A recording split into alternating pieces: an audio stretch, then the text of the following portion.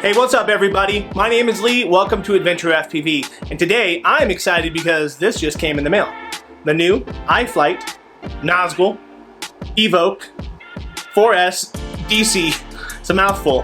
But yeah, we're gonna unbox this, we're gonna set it up, and we're gonna do a first flight, not really a review. This isn't gonna be like a full-fledged review, it's just gonna be kind of my first impression since I literally just got it today.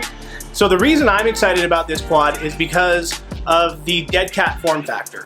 And I know there's other dead cat drones out there, but I'm fairly new to FPV, and I made the choice to buy the Nazgul 5 when I started a couple months ago, and I love it. It's awesome. But FPV for me is a lot about the video and the video production and the quality. So sometimes I like to fly with a low camera angle, like 5-10 degrees. If you're filming with the original Nazgul 5 and you want to use, let's say, Real Steady Go, typically you're going to want to film in a 4:3 format instead of the 16:9. That way when you render out of Real Steady Go, it's actually into a 16:9 aspect ratio as opposed to adding the bars to it. So for me, I found that I like to fly at a lower camera angle sometimes, 5-10 degrees to get a certain shot. And if you film with 4:3, the props are in view. It's an X frame. So like I said, I'm fairly new, so you live and you learn. So I wanted to get a dead cat style quad, like a DC5 or something like that. This was announced right at the same time. So I got it. I'm probably one of the first people to have it. I don't see any other information out there on the internet about it. So let's go ahead and unbox it. We'll do a setup and then some flight tests. So as usual with iFlight, you get your stickers. Set those aside. Looks like you have some different connections here. So that's nice. Also looks like you get some bumper guards for the antenna for the rear, and some miscellaneous screws. This looks like a setup here for the GoPro or whatever camera you're mounting to your 3D printed mount here. Looks like you're going to get some USB cables. This is a USB-C to USB-A connector.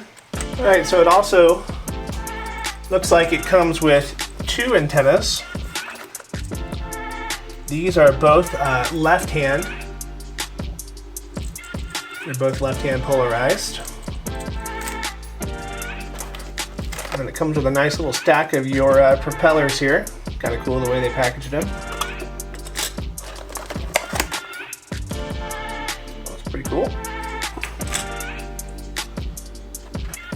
And then it looks like we have some miscellaneous battery pads here.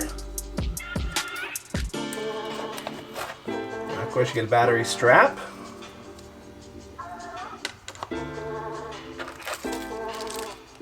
Here's your propeller nuts here.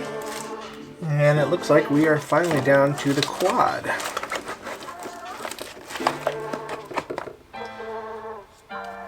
It does look like it has the battery strap already on it, so that other one is a spare.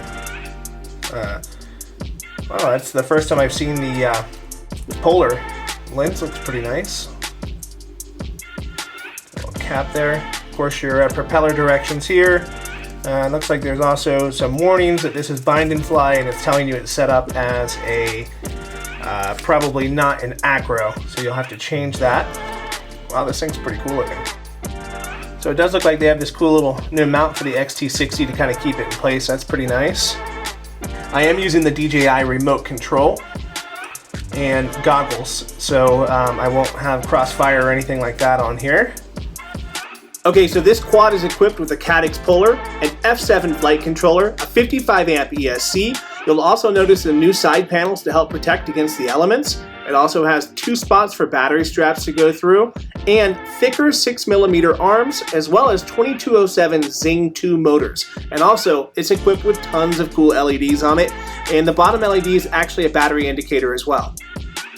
Okay, now it's time to activate the VISTA, and we will want to do that with props off and antenna on because we will need to plug in a battery to activate. There is a little rubber door here for the Caddx system. It is a USB Type-C, so we'll need to remove that. There's also one up front here for the flight controller right here, and that's for the VISTA. I like to turn on a fan when I'm updating firmware or activating a VISTA or an air unit. Leaving the fan on just allows you to keep it on a little bit longer without it overheating. Okay, so let's go ahead and plug in the USB cable. And we will hop over into the DJI Assistant app. It does recognize an air unit. It's going to make you activate it with your account. You have to go through the EULA and agree. And then once that's done, it will come up and show you if there's any firmwares that are pending, or if you're at the most current version. It does look like 1.000606 is available. That is the latest version of this firmware. So we're going to go ahead and hit update. I'm going to fast forward through this part here so you don't have to watch it all. It does take about 5 minutes, maybe a little bit longer to actually update. So the unit can overheat if you don't have a fan on it. That's why I like to keep something on it. I guess it depends on the climate you're in. And here you can see that we are up on the current version. All right, let's go ahead and bind our goggles. You can press the bind button on the air unit and then the bind button on the goggles right here. And then you'll have to press it again once that's completed. And then you can press the combination of the record, the custom button, and then press the jog wheel all in at the same time. And that will sync with the air unit. So let's go ahead and plug in and configure BETAFLIGHT. I'm not going to spend a whole lot of time on BETAFLIGHT configuration because this is going to be different for everybody. But I did go through some of the tabs and just make sure settings were correct, like this is props out as indicated on the stickers. And I just kind of glanced at a few of the settings. I did add my own custom rates. This came at 900, 900, 900, so I put it at my rates. I do have pretty slow rates. This is how I like to fly, so I went ahead and set those up. And then I went through the modes and I mapped all my switches. All my aux switches were mapped to, I had an angle mode left in there, added a beeper, and then a flip over after crash for turtle mode. And that was basically it. That was the whole configuration. All right, so now it's time to go ahead and put the props on, and we're going to take this thing outside for a spin. All right, guys, so we're out here in the test field. I think we have everything set up correctly, hopefully on the drone. We've got the props on, and we're going to go ahead and do our first test flight without any camera. I don't want any GoPro or anything on it in case there's something configured incorrectly. I don't want to do any extra damage, so we're going to go ahead and do a test flight and look at some DVR footage first, and then we'll strap on a GoPro and see what we can do.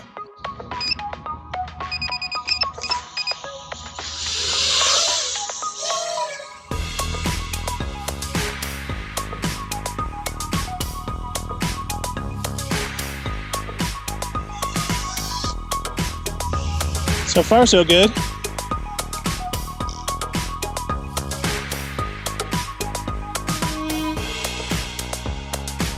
So this is my first experience with a dead cat or DC type quad, and I've heard they do fly different than the standard X-frame, and I probably will notice that. But right now I really don't. It seems very similar to the Nazgul, but of course I'm not really pushing it right now. Just kind of doing some basic flight maneuvers. So it seems like everything is set up correctly. Everything's flying like it should. So I think what I'll do is go ahead and bring it back in for a landing, and we'll strap on a GoPro and we'll get the first flight impressions from that. Okay, I've got the GoPro on. I have this thing set at about between 5 and 10 degrees. That's why I bought the dead cat style, is because I really sometimes enjoy setting a lower camera angle but still having the power of a 5-inch quad to get me through some maneuvers. Because FPV for me, you've heard it before, it's all about video. So that's why I went with this dead cat style. Let's take a look and see what kind of footage we can get.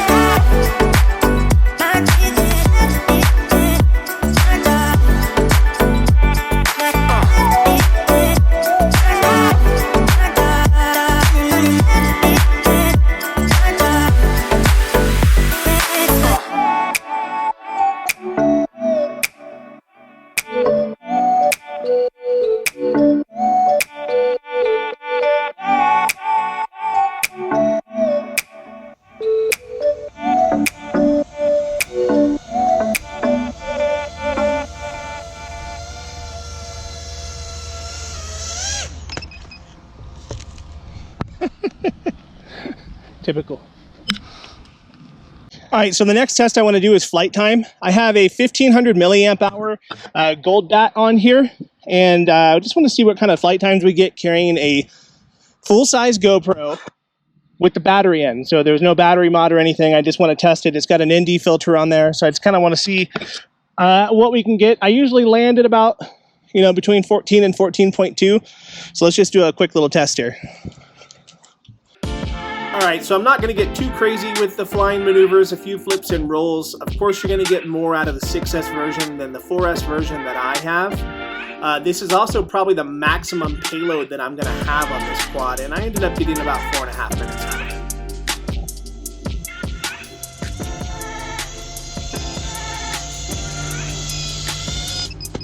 And there's my actual low battery warning, just came up, so that was perfect timing.